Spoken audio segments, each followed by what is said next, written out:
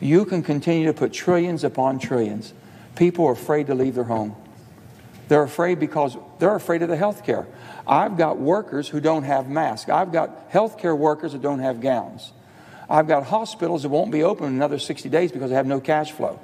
And it looks like we're worried more about the economy than we are the health care and the well-being of the people of America. Yes, sir. Majority Leader. My question is, does the senator understand that even if cloture were invoked, there's still 30 more hours? We know that, the 30 hours, I said So that. in what way, I would ask my friend from West Virginia, would your side be disadvantaged by that? The American people are waiting for us to act today. Yeah, Senator from West Virginia. Has laid it out very clearly, as she always does. We don't have time for this. We don't have time for it. Let me ask you a question. On the 30 hours. My question, in what way would the Democratic minority be because you, the majority, you have... Senator from West Virginia. Senator from West Virginia has the floor. Yeah. Sir, no, anything I'm saying, 30 hours to 30 days, as long as you have the majority, 51 votes rule. So the final vote's going to be on passage, whether you have to negotiate or not with us. The Majority Leader. We'd have to, if my friend would yield, we'd have to get cloture again once we got on the bill. In other words, this is cloture on the motion to proceed to the bill. Let me explain it to my good friend from West understand. Virginia. Here's the way it works, colleagues. We have been fiddling around, as the senator from Maine pointed out, Mr. President, for 24 hours. Senator from West Virginia has the floor. I'll be happy. I know where you're coming from on this. We just have a little different opinion about this. I thank my friend from West Virginia. I think the Majority Leader. Colleagues would benefit from understanding where we are. We've been fiddling around for 2 days if I could just make on the motion to proceed. Yeah. If, my friend, if that were invoked, there's still 30 more hours post-cloture on the motion to proceed. Once you get on the bill, you have to go through it again. So there's no way in which... The Senator from West Virginia. We should be able to get a deal that we can move forward in unanimous consent. We really should. That's what I'm hoping for, and I think we can do it. Let me go back and say where I'm coming from. My whole thing is based around the health care right now. You can't throw enough money to fix this if you can't fix the health care. If you can't give my people in West Virginia and across this country the feeling that we have a treatment and we're moving towards a vaccine, they're not leaving their homes. My restaurants aren't going to open up. So I'm saying this, it looks like things are weighted towards the Wall Street corporation side. True or false? We're not in the front line, not one of the big four. Many of us, 100 of us, are not there negotiating at the table. Our staffs are all having input. We're working on that, but sitting there making the final decisions. This comes down, can we give the confidence that we can rise to the occasion to keep the people healthy in our states? My hospitals need to stay open. My health care workers need to be healthy. They need to be protected. And it seems like we're talking about everything else about the economy versus the health care. That doesn't make any sense to me whatsoever. The people that aren't getting a check right now, we can get a check to them. We should. But it seems like we're more focused on the big corporations and the health care of Wall Street than we are the health care of the people in rural America and Main Street. That's the problem that I've had on this, and that's the problem that we've been talking about. But if you're giving all the preferences to the large corporations that can shield and hide and do buybacks and everything else, don't you think the American worker ought to get something or be protected some way?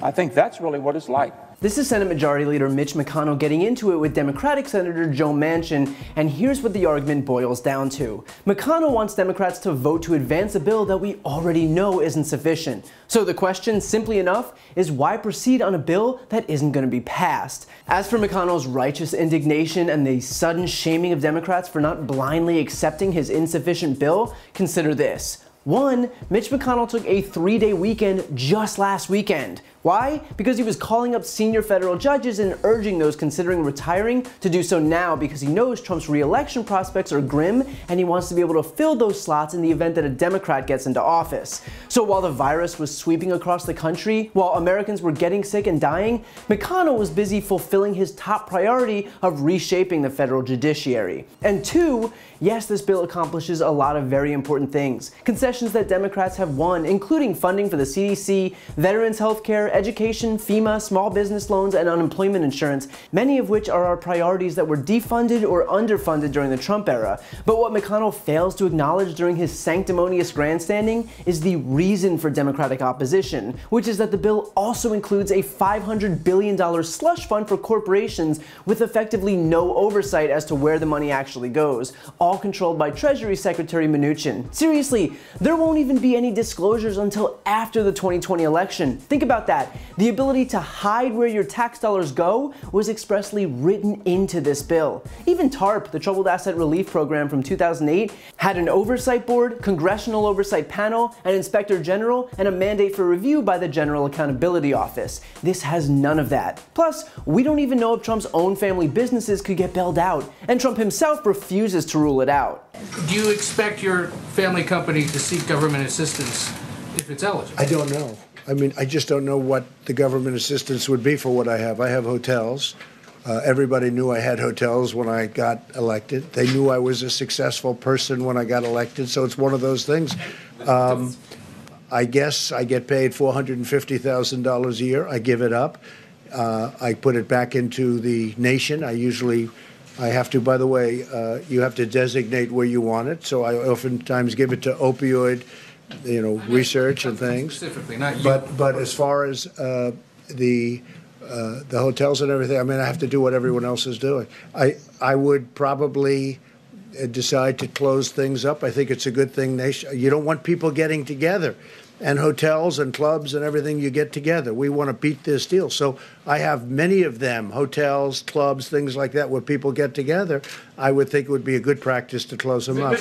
And if there's one thing that we've learned after 3.5 years of watching Trump, it's that no moment is too small or too inappropriate to siphon money away from American taxpayers and into Trump's properties. Consider, too, that one of the industries the GOP bill funds is $58 billion to U.S. airline and air cargo companies. And if you're wondering why the airlines are in such a precarious position right now, it's because they spent a combined 96% of their free cash flow over the last decade on stock buybacks. So of course they're short on cash, considering when the Trump administration exploded our deficit only a couple of years ago as a handout to corporations, they spent it buying back their own shares. And so now, when they're suddenly short on cash, it's once again up to the taxpayers to bail them out. This bill even has language that would defund Planned Parenthood, because apparently even a global pandemic and stock market crash is a good time to advance their agenda of limiting a woman's right to have agency over her own body. The point is that we've seen this before. We have watched over and over and over again as hardworking Americans pay into the system, and when the economy inevitably crashes,